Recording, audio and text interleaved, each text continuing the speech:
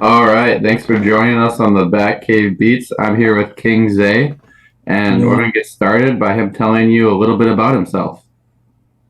Hi, I am Zaae. I'm a 16-year-old artist based in Seattle. Been making music since I was about like 10. Yeah, that's pretty much it. I love music. I love music. Yeah. Dang, that's crazy. You've been making music since 10? Yeah, I released my first single in like the fifth grade. So, been doing it Wow. for How did you like navigate all of that? like I used to be like into dancing and stuff. Like I used to dance a lot. I don't know if anyone remembers like the Rolex train or everybody was doing the Rolex dance. Like Yeah. that group, that duo, I was obsessed with them. And then they started rapping. So then I was like, oh, maybe I should try rapping. And then listened to all sorts of music. And then I started making stuff on my iPhone. It was like an iPhone 6. And I made all my music on there. I produced everything. It was all terrible, but I made everything on there. Um, yeah, until about 2021 is when I switched over to like more professional quality stuff. That's crazy at 10. Like what? You were just like, I'm just going to go for this? Like you just enjoy rapping and you're like, I'm just going to Yeah, start putting out music. Like just roll with it. yeah. I mean, I've always had a love for music, anything music centric. Like, I grew up on like a lot of Christian rap and a lot of like R&B and like soul and funk and stuff. And so I used to always just sing those songs and I used to have a little radio that we would fall asleep to as little kids, and I would sit there and I just listen to all the music there and like feel it. You know what I mean? Like I felt the music and like I felt the lyrics. I felt experiences that I've never experienced in my life, and it's just like I've had this deep connect with music my entire life, and like I think, at that age, I was like, you know what, I'm just gonna make it. And I've always been very like DIY. Like I started my own clothing line at that age too. I had a comic book business, so I was already like, okay, I could do stuff myself. And then I was like, you know what, I'm gonna try doing music myself. So Dang, do you still do like the clothing and the comic book stuff as well? nah, I gave up on those things. The clothing line, that was cool for a little bit. I gave up on it. I don't know why. But the comic book thing, I'm still very much a comic book nerd. I'm rewatching Infinity Wars right now. Oh yeah.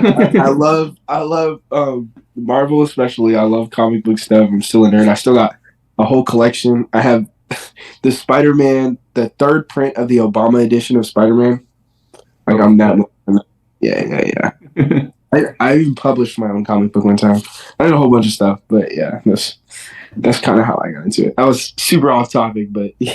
no, that's totally fine. What so like just since like you were born, have you just been like getting after it and doing your own? I think a lot of kids don't just go out and make their own comic books and their clothing line and music at such a young age. It's pretty crazy. Yeah, so my auntie, she was always she used to spoil me and my other brother, but she always used to be like, you know what, it's too expensive. You can do it yourself, or you can make it yourself, or and so like I just started making stuff myself, and she started teaching me stuff, and we just started learning things together, and she like really fostered my creativity, and like of course my whole family was supporting that, but she really like she gave me that whole mindset of like just do it yourself. Like you don't need anybody. Like if you really like this, if you just do it yourself. So I started doing stuff myself.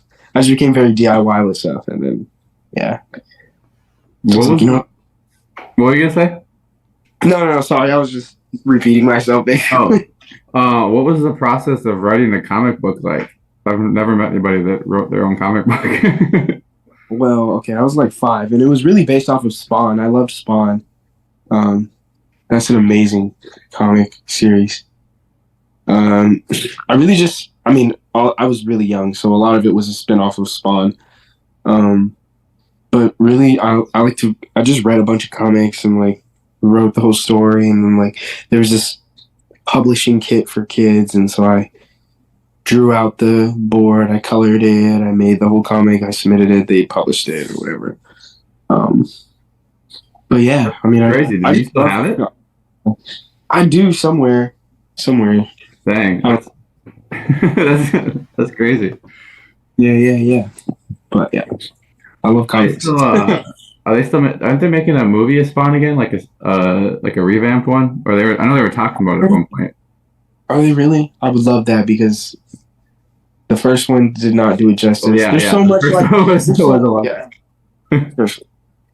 But there's so much like there's so much depth to Spawn's character that like could be shown, you know, and like they throw him in random stuff like he's in Mortal Kombat or like he'll show up in a few other video games and like randomly appear in a show or something. But like it's just so random. It's like okay, let's give Spawn some like the show though. The Spawn show was really good though.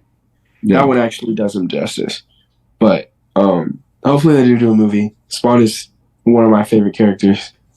So yeah, Yeah, I think I remember hearing about it when they were talking about like renovating Blade, which I know that's for yeah, sure coming out. But I think around the same time, or like when they were discussing it before they even had like the actor to play Blade, I remember them talking about doing a new Spawn as well. But maybe it that would since be the cool. stuff doesn't clear and stuff, maybe that's what happened. I don't know. Yeah. So what made music like the one thing that you ended up like just I know we're like 6 years in already at 16. Um, I I don't know. I just felt like that was really the thing that I never quit. Like for me, comics, I gave up on it because like I got super frustrated with myself and like I just felt like there was something that wasn't clicking. Like every time I tried to quit music, like there's something in me that just goes back to it. Like I feel like I have to do it. I just have such a deep connection to music. Like it's been a part of my life for so long. It like I don't know. It's a part of who I am, a big part of who I am, and it's just something that I can't quit. Like I just can't do without it. So yeah, I just tried it. It stuck with me. I don't think it's ever gonna leave. What is that like going to high school and having already published a comic book and and also recorded a decent amount of music at 16? Okay. I mean, I used to get made fun of in middle school a lot. Like, I got teased so much. I had this one song I made for this girl when I was in fifth grade, and it got like a 250,000 on SoundCloud. But she made fun of me because I made her a song. I mean, granted, we were like 10 years old, so it was a little bit weird. But I I mean, just felt quarter like mil. That's pretty impressive. Like, yeah, I was sad because she didn't have a crush on me back, but it was troubling at school. I mean, now I get a little bit more support, but it's still kind of like you're not really famous, so no one really cares. But yeah, I mean, it's not too bad. I kind of I keep everything on the down low, and I just like try to work everything behind the scenes. They'll see when I'm there. It doesn't matter what it is now, but they'll see when I'm there. Um, yeah, I mean, high school is a lot better than middle school. I'll say that. Middle school is ruthless. Ruthless. no, sometimes I don't even think it's like. I think it's better to like have other people find you. Like, almost nobody I know knows about this podcast or like that I do this at all. So like, I'm totally on board with you. Like, I'd keep it on the DL and just do it on the side. Yeah, exactly. Like they always say, like your friends and your family aren't your audience. Yeah. So it's okay. But yeah, I got like five homies that try really hard to like keep up with it, but that's about it. Other than that, I just keep yeah. up. You know? I got some homies that are like that too. They just they support me, but Yeah, they're not necessarily fans. So that's okay. yeah. But they do what they can because they like you. Yeah, exactly. So, who are some of the artists you mentioned, like Christian rap and then some R&B? Who are like the main artists, if you had to name a few? Main artist, I'd say Kenny Hoopla. Kenny Hoopla is my biggest inspiration as an artist, musically. I like his whole personality, all that stuff. Um, Eric DOA, he's amazing. I like somebody else, Miko. He's kind of like underground, but like he's pretty inspiring. I like his stuff. Um, Zach Greer, he's also kind of underground. Uh, I'm really obsessed with break-ins right now. Okay, I'm just gonna leave it at that. We're gonna call it at that because I'm gonna name off a million different artists. But We're gonna call. Breakins' new project is going crazy. Like I randomly found him, and I was sad because I found him, and was like, "This is crazy." And then I was like, "I wish I found him like a little bit ago," because now it's like everybody knows who he he's not underground. But I I shared him on the podcast and like reached out to him and stuff because I was like, "This shit is crazy. Like people need to hear this," and then everybody heard it. So I was like, "Never mind. You don't need to do an interview." Break-ins did the whole. He started that hyperpop shit. Like Yeah. I slept on him before, but like hypochondriac is insane. Like it's Yeah. insane, and it made me rethink all of his work. And I was like, this is crazy. Yeah, Like and then this you is. go back and you're like, oh, this is actually good too. Now that I've heard the new stuff, like you Yeah, go back and you're like, this shit is all amazing. I know. It was like I don't even know what happened, but I was like, I went back and break some stuff, and I was like, this guy is a legend. I don't know how I ever slept on him. No, he's gonna be great. I actually saw I went to go see the Kid Leroy out in DC, and Eric DOA opened for him. I And know. He came on tour here, and I missed it, and I was so sad, so sad. And then my friend went on to the Kid Leroy show and saw Eric, and I also missed him twice, and I missed Glade. Oh, All three. dang. No, I didn't really know him that well. Like I knew his song from like Euphoria, and that was it. And then I saw him and I was like, this dude's really entertaining. And then I found his like TikTok and he's hilarious. Like I wish I had known him better because he seemed so chill at the concert. Yeah, he is. He is dope. I actually, it's funny too. I slept on him too. Like I found Glade, and I was like, okay, he's cool. And I was listening to Eric, and I was like, it's okay. But then I don't know. One day it clicked, and this guy just crazy to me. But I think it's just an acquired taste sometimes, you know, Yeah. like something to adjust to. But yeah, Eric, he definitely has such a variety and versatility in his sound, and it's very like refreshing every time. Yeah. So yeah. I think sometimes you just gotta be in the right space to hear an artist too. Like sometimes it's just not the time to listen to them and then like maybe weeks or months or years later it is and then you like hear it and you just have to go back and listen to everything they've ever put out because you're in that space. Exactly. I'm trying to be like that. Yeah, exactly. Like, come on. I know a lot of you heard my stuff before, but you got to come back and give another listen. You're in the space for it now. Yeah. Exactly. So tell us a little bit about your latest song, Classroom. Classroom. I actually almost made that song about a year ago now. I spent like last year busting my ass for money to like improve my production. So I like bought the stems for the beats and all that type of shit. I got professional mastering, mixed it properly, spent the whole year learning about mixing. Yeah, so I made that song about a year ago. It's kind of like this girl who was like she liked me, but like I never knew. I never liked her. Like I thought we were just friends. And she was like, what are you gonna do if if this music stuff doesn't work out? You're just gonna be a bum on the streets with no degree. And I was like, no, fuck you. I'm gonna make a song about that. So I mean, I've never liked school. Like I've always hated school. Like you can ask anyone in my family. Like I literally, the first day I went to kindergarten, I was excited for school, and never again was I excited for. Never a day in my life have I been excited for school after that. So I've always hated school after that. So I was like, you know what? I need to make a song about it. I don't know. It's just like my music is like my diary sometimes. So it's like I had a feeling where I was like, you know what? I need to talk about this. I need to talk about this. And so it's really about like my outlook on school and like being a musician in school or, adolescent. And like I'm feeling like your dreams are constantly being belittled and not taken seriously because it's not something of an that can be sprung through the educational institutions we have here in public. Obviously, schools and other more properly funded as educational institutions have better opportunities and more creative outlets for you to explore the music industry or entertainment or whatever you want to go to.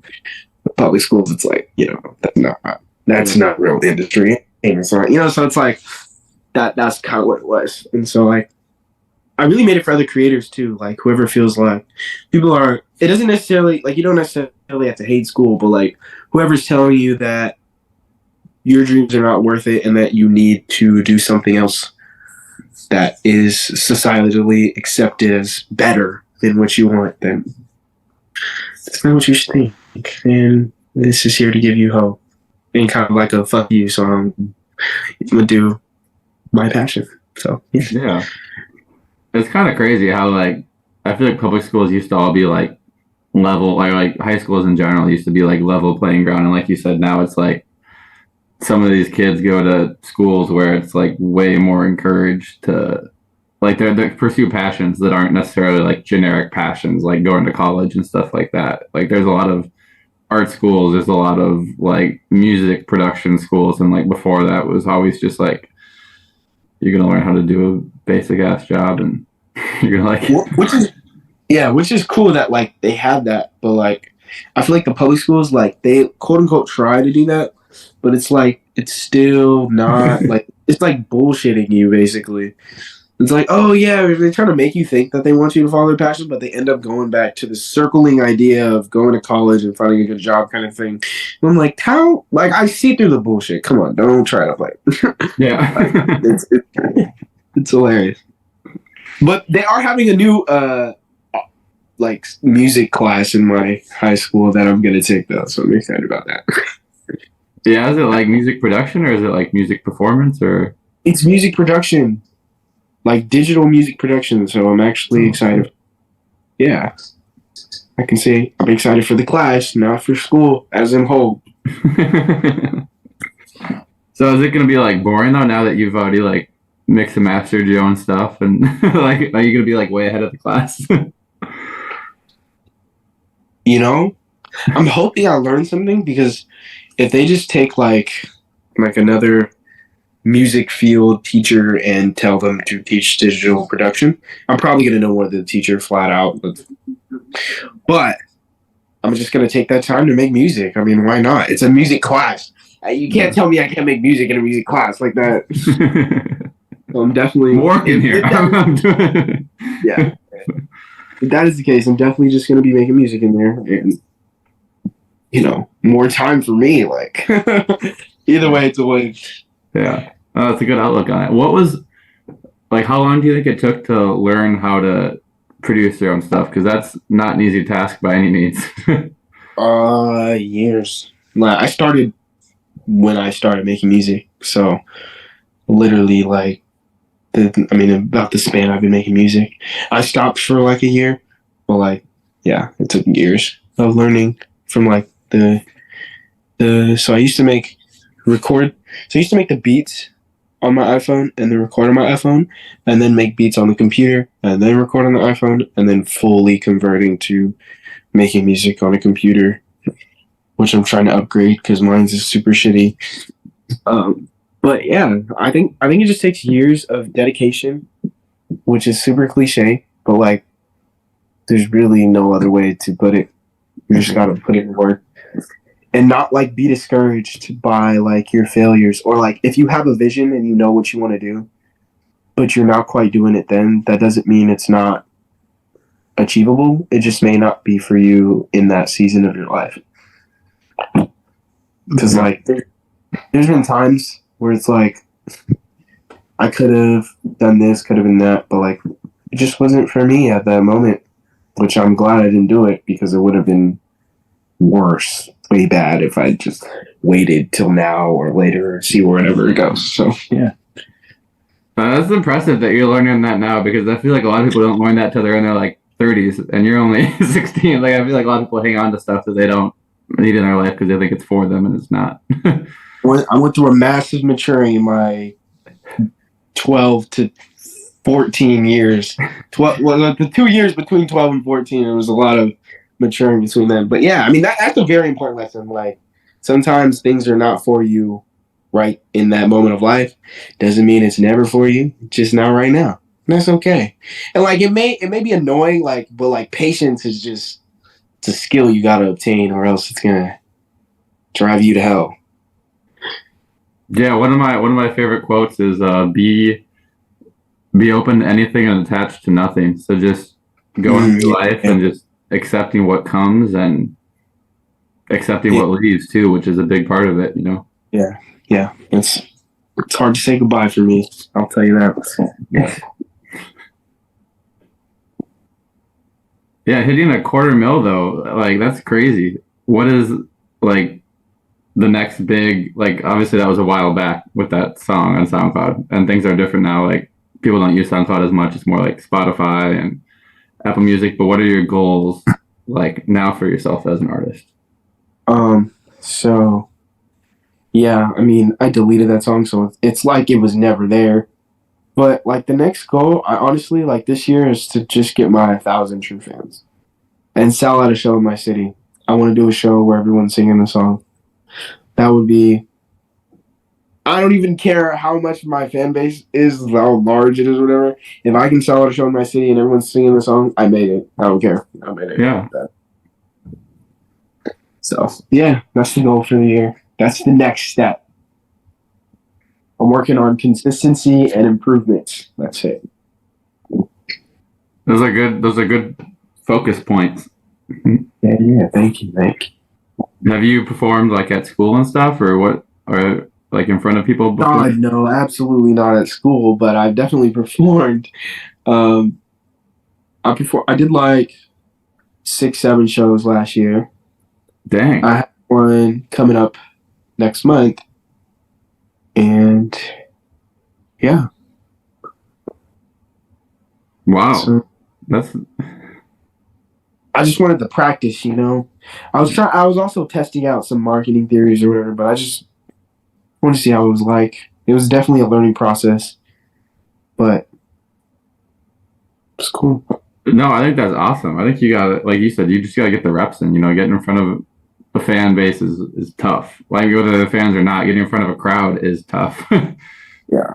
I mean, even getting in front of nobody is tough. Like, if you're putting on a show and there's like 2, 3 people there, you got to know how to still put on a show. And so, like, it was a learning process, learning about PA systems, live equipment, live sound, stage presence, all that stuff, which really helped me actually because I learned how to be like I studied the game and like learned how to go above and beyond, or at least like be in the mindset of going above and beyond.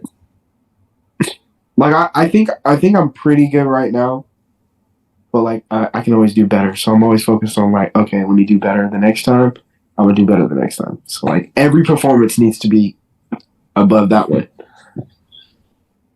Yeah. What were some of the ways you improved? Like what were some of your resources to like besides just like going out and performing? Because obviously just like the reps are gonna help, but was there anything else that you watched, read that you felt like was helpful with growing that stage presence and feeling more comfortable on stage? Yeah, talking, networking, talking to people, being nice to the oh my, what is it? The sound guy, being nice to the sound guy, networking with different artists who've already performed, studying, like watching my favorite artists perform for crowds. And like I've always performed in my bedroom, imagining there's a crowd. And so like adapting that mindset, like no matter how many people are there and however many people are there, like be engaged with them, right? Be there and be yourself and be, it's just studying the game, studying different people, artists, watching them, asking questions, trying things out. Yeah, that's it. Trial and error, asking, studying, your basic school principles, you could say. What are some of your like local talents that you reach out to? There's this one girl, Mia Day. She really helped me. She helped me on my first show and my next 3 shows, and she really taught me a lot about like pre-show preparation, sound check, all that stuff. She taught me a lot. She really just like guided me through the year of live performances. She also came and performed at my house, actually. Dang. It's pretty dope. But So how did you find the Batcave Beats podcast? I was looking at Brandon Ross, my bad. Oh Brandon yeah, Ross. I was gonna bring him Yeah. up when you brought up break-ins, because he was another one that's like hyper pop. Is like, Brandon is so good. yeah, Metanoia is off the charts. I love yeah, that song. Yeah, so I found you off of Brayden because I was looking at how he got, where he is now, and he's from Seattle too. So I was like, if he can get to 10K followers in 1 year, so can I. yeah. So that's what I'm trying to do, and like, I thought your podcast was pretty cool. I saw you interviewed him and did some other stuff on other artists and music in general. Yeah, that was pretty good. So what are you said thousand fans? Well, as far as like music production and to sell at a show in your hometown, but what are like music goals for 2023? Do you have any? I mean, that's really it. And then I don't know, put out the best music possible. Yeah, Oh, the best music possible. I have a lot of stuff that I think can really, like if I do it properly, really might be up there. And I don't know, I feel like I have something to offer to the table and I want to prove myself. So, yeah. yeah. What was it like trying to hold on to that song for so long? Because you mentioned like you had to spend the time to like do the like make sure you had all the like the highest level of production you wanted for Classroom. Like Painful. yeah. And my mastering engineer is probably sick to the fucking brain of those songs because I literally, so he mastered that song first in the beginning of summer and he's been mastering that song all the way till December, like over and over again because I keep sending him another mix. Granted, I pay him, right? But like Yeah. he's probably so sick of those. It's like 5 songs because I originally had him as an EP, but he's probably so sick of those songs. Like if I asked him to remaster them again, he might actually say no this time because he. But that's that patience principle is so important. Like getting back to that, I think it's so hard whenever you make something and you just like when you're like proud of it and like you obviously knew like okay this song slaps like I want to put this out, I want people to hear this, but you also had like the patience to hold on and be like I want to make this better before I put it out, which I think is really difficult to do. Yeah, it was very difficult because I almost make music daily, so there's a lot of songs where I'm like, "Whoa, this would be cool," but then I'm like, there's so much planning to it, and like this whole whole last year was a whole like learning experience about the industry and music itself and like this whole game that I'm in, and so like taking it more seriously means I have to take myself seriously and everything in it that comes with it. So like I'm like, you know what? I really want to share this, but I gotta switch to like manager mode or mode. So yeah. All right. So we're gonna do this is new. This is the first time I've ever done this. We're gonna do a little rapid fire thing. So I'm just gonna ask you a question and you're just gonna say first thing that pops into your mind. It's nothing crazy. But we're just gonna try it, see how it is, and we'll roll with it. All right. First thing I do when I wake up. My phone. All right. My favorite color is Purple. my favorite food is Korean barbecue. oh shit. I hate when people